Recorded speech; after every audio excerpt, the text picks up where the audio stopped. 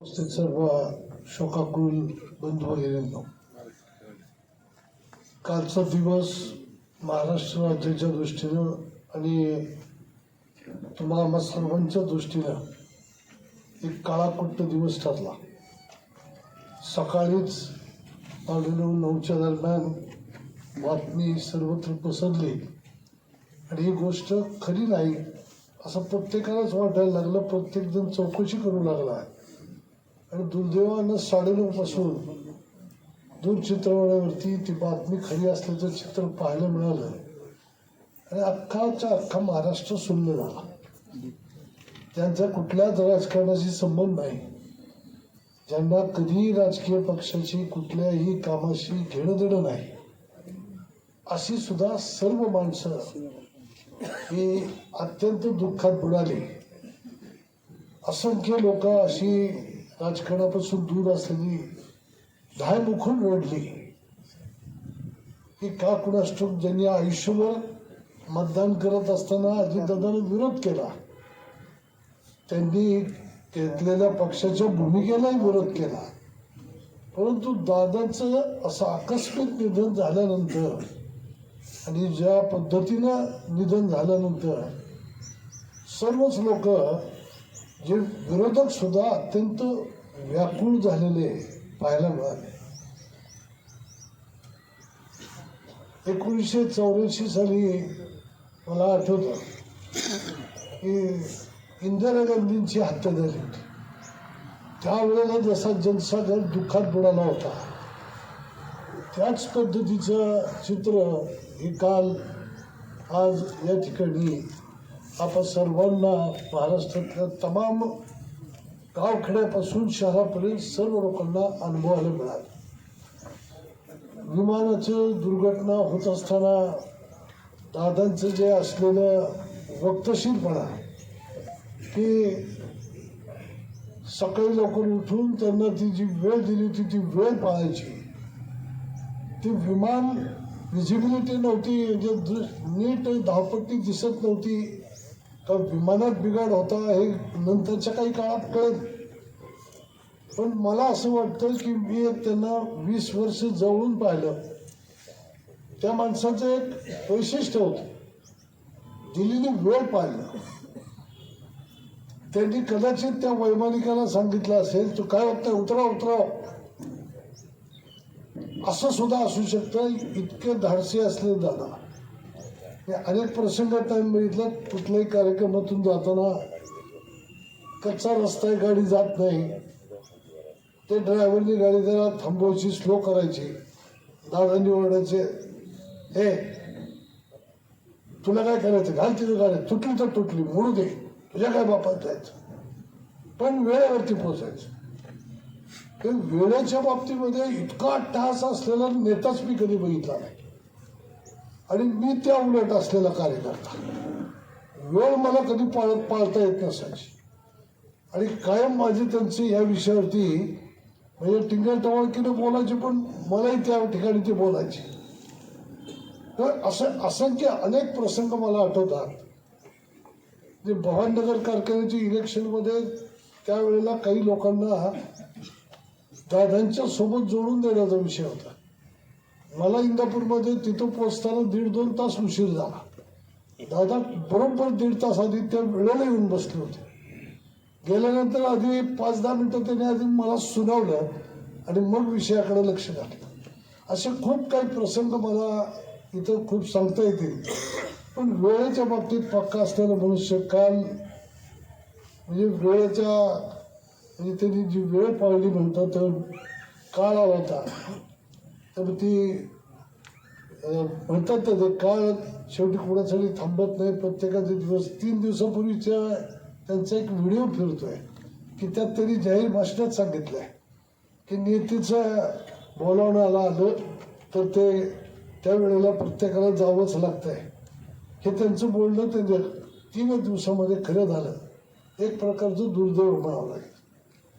दादांचा कार्यकाळ मी जवळून पाहिला. मी 1980 सालापासून सार्वजनिक जीवनामध्ये काम करत असताना मला आजही आठवत आहे 84चे इंदिरा गांधींच्या हत्येनंतरची आलेली लोकसभेची निवडणूक या निवडणुकीत दादांनी या इंदापूर तालुक्यामध्ये, दौंड तालुक्यामध्ये बारामतीच्या बाहेर येऊन प्रचाराला सुरुवात केली होती.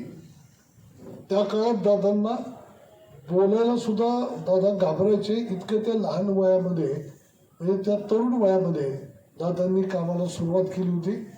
आणि दादा असे प्रत्येक गावागावामध्ये भाषण करायला त्यावेळेला त्यांनी सुरुवात केली. आणि पाहत पाहत आत्ताचे दादा हे इथपासून तिथपर्यंत सगळा प्रवास हा समोर आहे. एकही मुद्दा सुटायचा नाही. तिथं गेल्यानंतर जे पण कागद येतील, जे पण त्याच्यावरती प्रश्न असतील, ते सगळे बरोबर कागदाला कागद लावणं. आणि तुम्ही बघितलं असेल अनेक वेळा तो कागद लावताना सुद्धा असा काही लावायचा की इकडं तिकडं एक म्हणजे केसभर सुद्धा कागद इकडं तिकडं दिसणार नाही. असा कागदाला कागद बरोबर ते लावून तर प्रत्येक असलेल्या कागदाला उत्तर देणं हे त्यांचं एक वैशिष्ट्य होतं. त्यामुळं कुठलाही मुद्दा त्यांचा कधी सुटत नसायचा. लोकांना बोलता बोलता चिमटे काढणं त्यातही ते वाकबगार होते.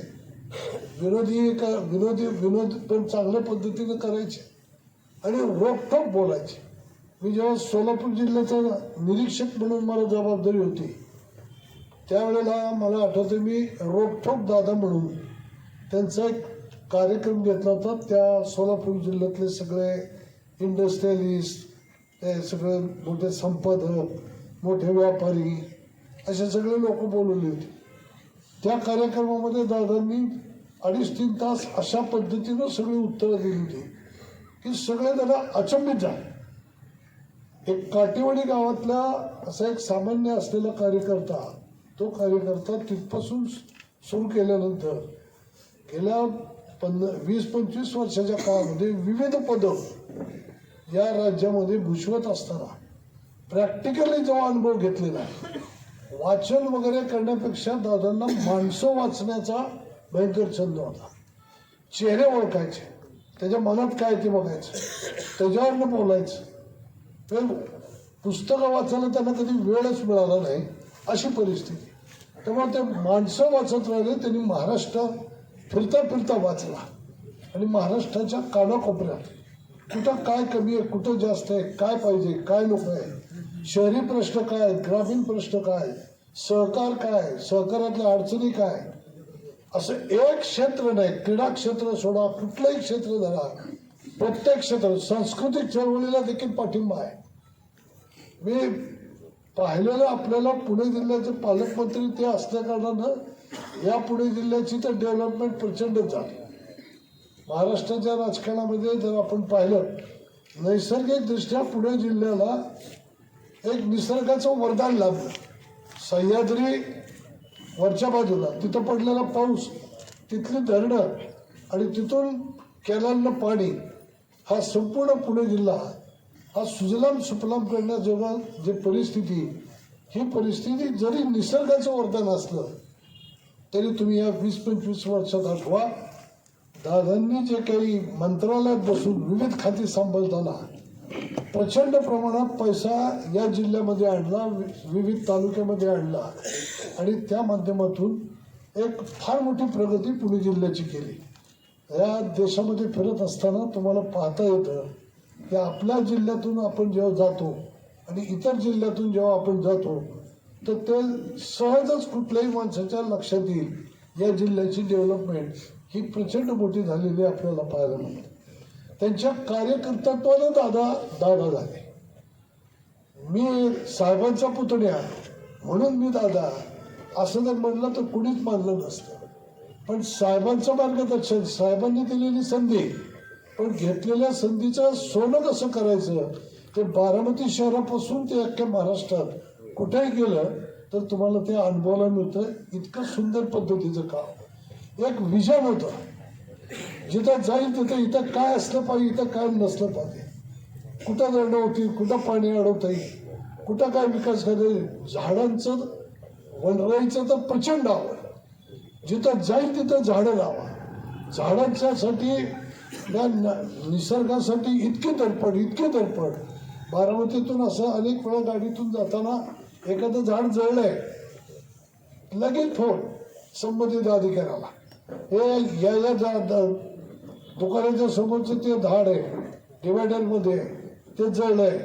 मी परत असतात ते निघून तिथं दुसरं झाड लावलेलं मला दिसतं पाहिजे, नाही तर माझ्याची गाठ आहे. तेव्हा मंत्रालयामध्ये बसलो होतो आणि ते बारामतीचे CEO त्यांना काही काम घेऊन आले होते. असंच कुठलं तरी काम झालेलं नव्हतं त्यांच्या ते डोक्यात होतं. त्या CEOला जे झाड झाडला, तुझं तू काम आत्ता काही सांगू नको, त्याआधी माझं काम करून ये आणि मग परत ते मला सांगा. अक्षरशः बाहेर काढलं. कामामध्ये आणि कठोरपणा काय असावा त्याचं तर उदाहरण तुम्हाला सांगितलं तर खरं वाटणार नाही. पवारसाहेबांच्या मंडळी काकी हे त्यांच्या कुटुंबामध्ये त्यांचं एक फार वेगळं महत्त्व आहे. ते सगळ्याचं सगळं कुटुंब काकींपाशी थांबतं. दादा काकींचे भयंकर आवडते आणि काकींवरती त्यांचं प्रेम, काकींचंही त्याच्यावरती दादावरती खूप प्रेम. देवगिरी बंगल्यात एकदा बसलो होतो. काकींनी एकदा फोन त्याला केला होता. त्यांची लहानपणीपासूनची मैत्रीण, तिच्या असलेला मुलगा एक्सपायर झाला होता आणि तो नाशिक महानगरपालिकेमध्ये मोठा कॉन्ट्रॅक्टर होता. तिथं त्याचं काही मोठं बिल त्या ठिकाणी काढायचं राहिलं होतं, ते निघत नव्हतं. हे काम काकीने त्याला नुसतं फोनवरती सांगितलं होतं. दादानी सगळी माहिती त्या नाशिकच्या कमिशनरकडनं घेऊन ठेवली होती.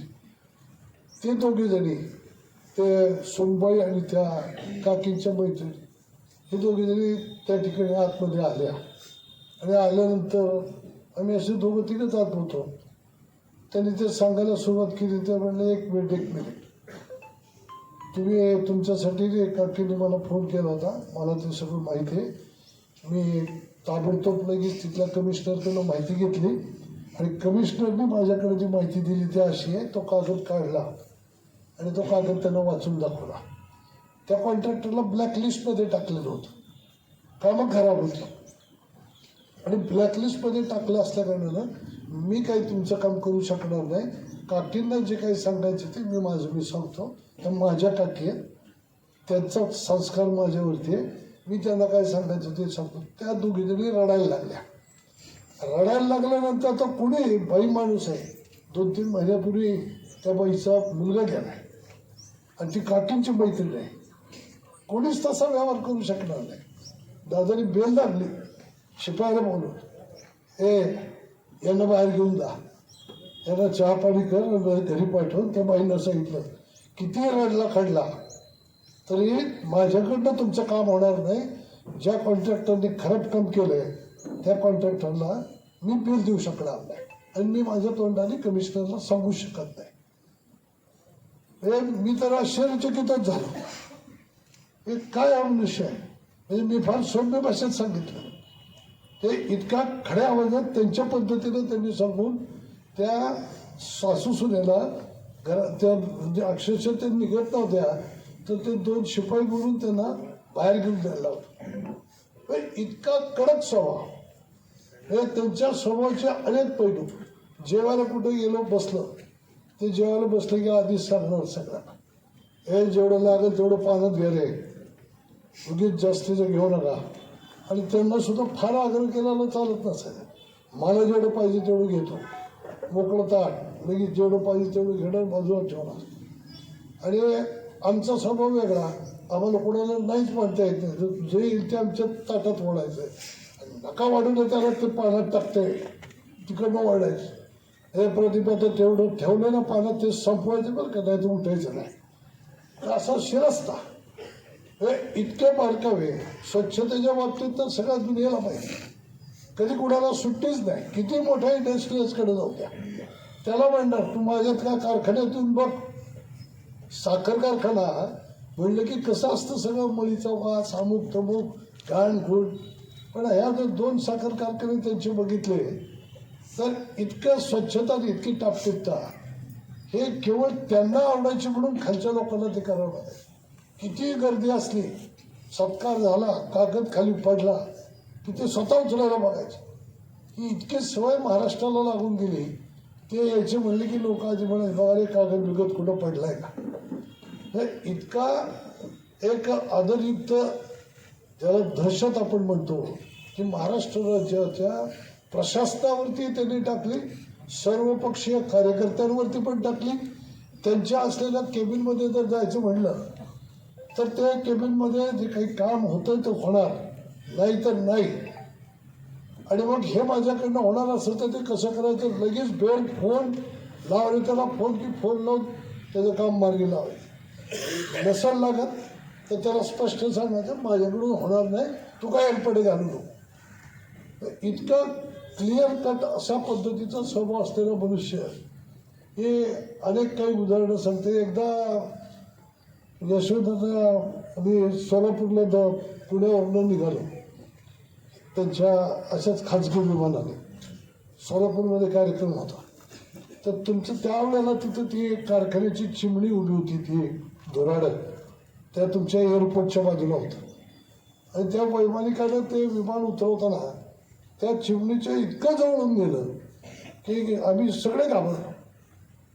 ते त्या वैमानिकाला भयंकर ओरडले. हा, त्यांच्या शब्दात त्यांनी बरोबर ते शिव्या बिव्या घातल्या. आणि खाली ते विमान खाली उतरलं, ते सगळे कार्यकर्ते हारतुरे घेऊन आलेले.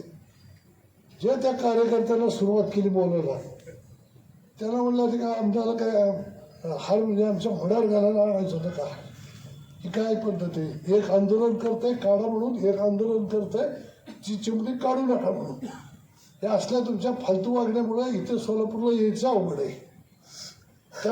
त्यांना असं काय फायलावरती घेतलं की त्यातलं एकही कार्यकर्ता पुढं काय आला नाही. हे जर काही गोष्टी जर पाहिल्या तर म्हणजे त्यांचं एकूण कामाची पद्धत, हे एकूण मोकळा स्वभाव आणि इतके वर्ष सगळं काम करत असताना हे माणसं जे निहाळण्याचं जे कार्यक्रम आहे, जसं आपण एखादा भाग निहाळतो तसा प्रत्येक भागाभागातला समाज त्यांनी निहाळला, माणूस त्यांनी निहाळला, प्रत्येक पक्षाचा नेता त्यांनी निहाळला, कार्यकर्ता देखील निहाळला. कुणाला काय पाहिजे कुणाला काय. प्रवीणने सांगितलं माणूस हात आला की त्याचं काम ओळखायचे, ते त्याच करणार. त्यामुळे त्यांचा जो काही या सगळ्या विषयातला जो अभ्यास होता, माझ्या माहितीनं पवारसाहेबांच्या राजकारणामध्ये पवारसाहेबांना असं कधी कुणाला दुखवणं कधी जमत नव्हतं. त्यामुळे पवारसाहेब नेहमी जरी त्रास होत असता तरी सहन करायचे. पण ज्यांनी पवारसाहेबांना त्रास दिला ते काँग्रेस अंतर्गत ते सगळे पुढारी दादांनी महाराष्ट्रातले सर्व केले.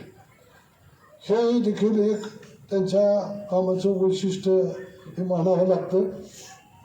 याबरोबर त्यांनी त्यांचं जे काही बारामतीचं काम बघत असताना जर आपण पाहिलं, इतके बारकावे पाहिले की मला वाटतं त्या बारामतीला पुढचं 50 वर्ष काहीच कमी पडणार नाही, इतकं करून ठेवलं. आणि ह्या पद्धतीचं काम करत असताना शेती, शेतकरी, शेतीतलं नवीन तंत्रज्ञान, हे शिक्षण, इंदापूरचं विद्याप्रतिष्ठान, मी जेव्हा इथंच पक्षप्रवेश करत असताना मागितलं होतं, इंदापूरला शैक्षणिक सुविधा नाही, आम्हाला बारामतीसारखं विद्याप्रतिष्ठानची शाखा इंदापूरला करा. पवारसाहेबांनी घोषणा केली इथं की देतो, आम्ही जाहीर केला विद्याप्रतिष्ठान देण्याचं. पण देण्यासाठीची काही 75 एकर जमीन खरेदी करायची, तर त्या सगळ्यामध्ये मला दादांची फॉलोअप घ्यायला सांगितला. आणि मी त्या काळात पाहिलं की दादा काही गडबडीत असायचे, त्याला 8 दिवसात, त्यावेळेला 15 दिवसात ते यायचे. पण त्यावेळेला त्यांच्या मागं लागताना काही त्यांच्यातले कार्यकर्ते जरा गाफीलपणा, त्यांचे संचालन विद्याप्रतिष्ठानचे, ते एकदा त्यांनी ज्या पद्धतीनं इथं आली त्या जी मीटिंग घेतली ते एकाच दिवशी, चला उद्या सकाळी खरेदी खतं झाली पाहिजे, दुसऱ्या दिवशी सगळे पैसे आणि खरेदी खत 75 एकर क्षेत्र तिथं घेऊन विद्याप्रतिष्ठानचं शैक्षणिक संकुल उभं करण्यामध्ये आणि या इंदापूर तालुक्याची शैक्षणिक सुविधा करण्यामध्ये त्यांचं आपल्याला एक फार मोठं योगदान या ठिकाणी आलं.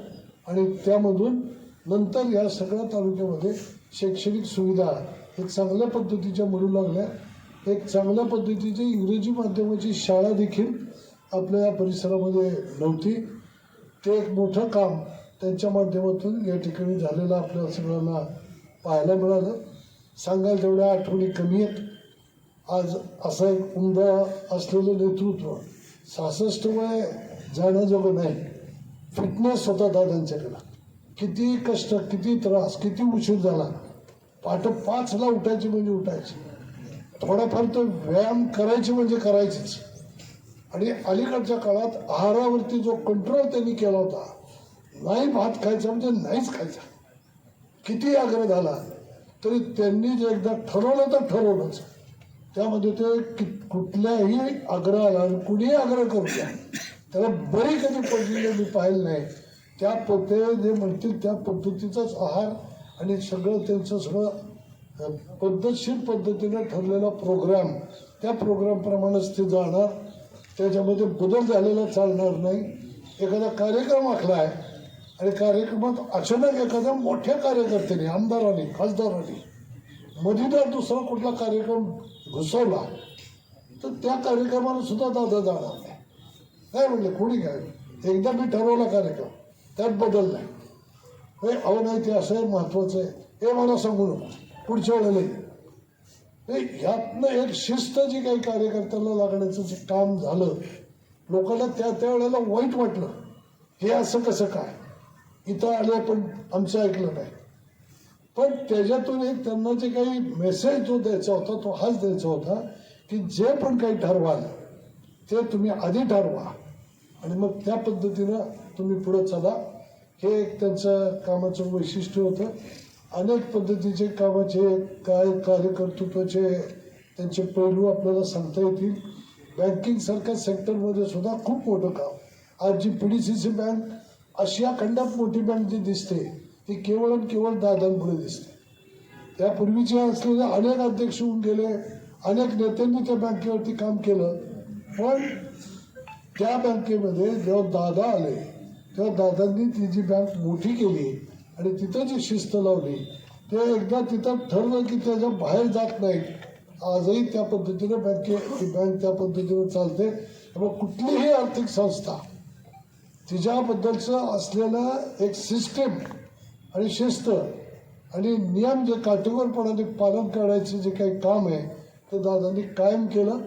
कधी त्यांनी थोडंसं बाजूला जाऊन काही कामं केली असतील, पण त्याच्यामध्ये स्वतः जबाबदारी घेतलेली आहे आणि ती स्वतः जबाबदारी घेऊन ती पार पाडलेली आपल्याला पाहायला मिळतं. असं अनेक वेगवेगळ्या पद्धतीचे पैलू दादांचे आपल्याला सांगता येतील. व्यक्तिगत जीवनामध्ये सुद्धा दादा खूप त्यांना अशा अनेक 1 वर्ष 2 वर्षातनं शिबिरं व्हायची. संध्याकाळची वेळ सगळे कार्यक्रम सभा झाल्यानंतर, मिटिंग झाल्यानंतर काही एंटरटेनमेंटचा कार्यक्रम असायचा. मग कोण चांगलं गाणी म्हणते, तुम्ही गाणी तू म्हण. प्रत्येकाला गाणी म्हणायला लावायची. त्यांना गाणी सगळी ऐकायला खूप आवडायची. असे अनेक विषय त्यांच्याबरोबर जात असताना एक 20 वर्षाचा कालावधी असा आहे. 85 साली माझी ओळख झाली, पण त्यानंतरच्या काळामध्ये ह्या आत्ताच्या माझे ते 20 वर्षाच्या राष्ट्रवादी काँग्रेस पक्षातला काम करत असताना मला त्यांना जवळून पाहता आलं, अनुभवता आलं आणि त्यांचे अनेक म्हणजे स्वभावाचे, कामाचे, कार्यकर्तृत्वाचे अनेक विषय मी जवळून पाहिले, अभ्यासले आणि एक वेगळंच असलेलं असं एक नेतृत्व आज काळाच्या पडद्याआड गेलं. निश्चित पद्धतीनं संपूर्ण महाराष्ट्राला हे दुःख आहे. भारतीय जनता पार्टीचे वरिष्ठ नेते, देशाचे केंद्रीय गृहमंत्री सन्माननीय अमितजी शहा साहेब असतील, रस्ते विकास मंत्री माननीय नितीनजी गडकरी साहेब असतील, महाराष्ट्राचे मुख्यमंत्री देवेंद्रजी फडणवीस असतील, भारतीय जनता पार्टीचे राष्ट्रीय अध्यक्ष श्री नवीन असतील, प्रदेशाचे अध्यक्ष श्री चव्हाण साहेब असतील, असे अनेक दिग्गज भारतीय जनता पार्टीचे सगळे नेते मंडळी आज अंत्यसंस्कारात त्या ठिकाणी उपस्थित होते. दादांनी जी भूमिका घेतली, पवारसाहेबांपासून दादा बाजूला करणं हे कुणाच्या स्वप्नातच नव्हतं. आज जसं आपल्याला खरं वाटत नाही दादा आपल्यातून गेले, तसंच ते वातावरण होतं. दादांनी जो निर्णय घेतला होता तो अत्यंत धाडसी होता आणि त्यावेळेला मला आठवतं की त्यांना असं, मी तसा पवारसाहेबांचा जवळचा कार्यकर्ता, पण दादांनी त्यावेळेला मला निरोप पाठवला आणि म्हटलं तुम्हाला भेटायला येईल. तर भेटायला त्यावेळेला गेल्यानंतर म्हटलं मी हा जो निर्णय घेतोय तो पण मी प्रॅक्टिकली विचार करून घेतोय, भावनिक विचार करून घेत नाही. तुला जसं वाईट वाटतंय की पवार साहेबांना सोडताना तुला जसं वाईट वाटतंय तसं ते तर माझ्या चुलते आहेत, त्यांनी तर मला घडवलंय, पण त्यांना सोडताना मला सुद्धा वाईट वाटतंय. पण शेवटी आपला जो काही कार्यकाळ आहे, आपल्या कार्यकाळामध्ये महाराष्ट्राचे प्रश्न सुटले पाहिजे, आपल्या भागाचे प्रश्न सुटले पाहिजे, समाजाचा विकास झाला पाहिजे. आणि आज वरती केंद्रामध्ये भारतीय जनता पार्टीचं भक्कम सरकार आहे, राज्यामध्ये भक्कम सरकार येत आहे. पहिले दिवस पवार साहेबांनी जे बघितले केले, त्यांच्याबरोबरचे सवंगडी त्यामध्ये त्यांना सहकार्य करत होते, त्यामुळे ते राज्यात देशात बरंच काही बदल करू शकत होते. ती वेळ ती परिस्थिती आता राहिलेली नाही. आता प्रदीप जर आपल्याला आपल्या पिढीतल्या लोकांना जर काही न्याय द्यायचा असेल तर साहेबांना जरी वाईट वाटलं तरी वाटू दे, पण हा निर्णय घेणं हे आपल्याला क्रमप्राप्त आहे. ही भूमिका त्यांनी त्यावेळेला मला सांगितली आणि साहेबांच्या पासून फरकत घेत मी देखील अजितदादांच्या बरोबर त्या ठिकाणी त्यांच्या बरोबर जाण्याचा निर्णय घेतला. त्यामध्ये त्यांच्या माध्यमातून जे काही कामं करत असताना पुढं सगळ्या गोष्टी ज्या घडल्या तो एक वेगळा इतिहास या तालुक्याच्या बाबतीमध्ये वेगळा घडला, ते आपल्याला सगळ्यांना तो माहिती आहे. पण या सगळ्या ह्याच्यामध्ये अजितदादांपासून जेव्हा मी फारकत घेतली त्यावेळेला सुद्धा त्यांना मी स्पष्ट सांगितलं होतं. शेवटची माझी मिटिंग अशी होती की दादा, हे जर तुम्ही केवळ आणि केवळ कार्यकर्त्यावरती अन्याय होत असताना, मी तुम्हाला संघटनेवरती अन्याय होतोय हे सांगत असताना, एका व्यक्तीच्या असलेल्या आग्रह खातीर जर तुम्ही संघटना जर मिठीला धरत असाल तर मला संघटनेत काम करणाऱ्या कार्यकर्त्याला मला हे पटत नाही, मी काही परत येणार नाही. हे स्पष्ट त्यांच्याचकडनं मी शिकलो असलेलं मी देखील त्यांना त्या पद्धतीने सांगितलं होतं. नंतर ते खूप त्यांनी मला प्रयत्न केला, तू विचार कर, हे बरोबर नाही, तुला अमुक पद देतो, ही निवडणूक संपली की चांगली चांगली महामंडळ मला द्यायची, हे करायचं ते करायचं. तर मला आता काहीच नको आहे. ही भूमिका घेऊन त्यांच्या मस्त जी फारकत घेतली ही सुद्धा दुःखद अंतःकरणातूनच घेतली. परंतु भारतीय जनता पार्टीच्या माध्यमातून दादांच्या बरोबर जे काही येणाऱ्या काही काळामध्ये दादांच्या बरोबर आपल्याला काम करताच येणार होतं आणि त्याबरोबर हे काम करत असताना काल जे काळानं जी दादांवरती झडप घातली आणि आपल्यापासून जे दादांना हिरावून नेलं, तो एक अत्यंत दुःखद असा प्रसंग सगळ्या महाराष्ट्रात हळहळ निर्माण करून गेला. आणि आज ही श्रद्धांजलीची सभा दादांसाठी घ्यावी लागेल असं काहीतरी एक विचित्र वातावरण, विचित्र वेळ ही तुमच्या आमच्यावरती भेटली. ही खरोखरच नीतीचं काहीच गरज होते. एवढाच सहवास दादांचा आपल्याला होता असं म्हणायचं, मन घट्ट करायचं. आणि त्यांनी घालून दिलेले आदर्श जे आहेत त्यांच्या कार्यकर्तृत्व किंवा त्यांच्या व्यक्तिगत असलेल्या जीवनामध्ये त्यांनी जे घालून दिलेले आदर्श आहेत त्या आदर्श डोळ्यासमोर ठेवून आपणही त्या पद्धतीनं समाजाचा, राज्याचा, आपल्या भागाचा आणि पर्यायी राष्ट्राचा विकास करण्याकरता म्हणून भारतीय जनता पार्टीच्या माध्यमातून काम करायचं अशा पद्धतीचं एक स्वप्न उराशी बाळगून आपण येणाऱ्या काळामध्ये काम करणार आहोत. या नेत्याला विसरणं कोणालाच शक्य नाही. पवार कुटुंब तर विसरू शकत नाही, पण इतरही कोणी विसरू शकणार नाही. तर या सगळ्या ह्याच्यामध्ये मला खूप काही बोलायचं, पण आता तो वेळ पण नाही. पण याच्यामध्ये मला असं वाटतं की आपण दादांचं स्मरण जरूर करूयात, पण दादांच्या स्वप्नातलं महाराष्ट्र उभं करत असताना भारतीय जनता पार्टीच्या माध्यमातून दादांच्या स्वप्नातलं महाराष्ट्र आणि समाज घडवण्याचं काम आपण अविरतपणे करत राहिलो तर हीच खऱ्या अर्थानं दादांना श्रद्धांजली ठरेल असं मला वाटतं. गारटकर कुटुंबियाच्या वतीनं व्यक्तिगत माझ्या वतीनं आणि भारतीय जनता पार्टीच्या वतीनं मी अजितदादांच्या पवित्र अशा स्मृतीस विनम्र अभिवादन करतो. ईश्वर मृतात्म्यास चिरशांती देव, सद्गती देव अशी ईश्वरचरणी प्रार्थना करतो आणि या ठिकाणी आपण सर्वांच्या वतीनं विनम्र अशी श्रद्धांजली अर्पित करून मी माझे 2 शब्द संपवतो. जय हिंद, जय महाराष्ट्र. धन्यवाद दादा, मनापासून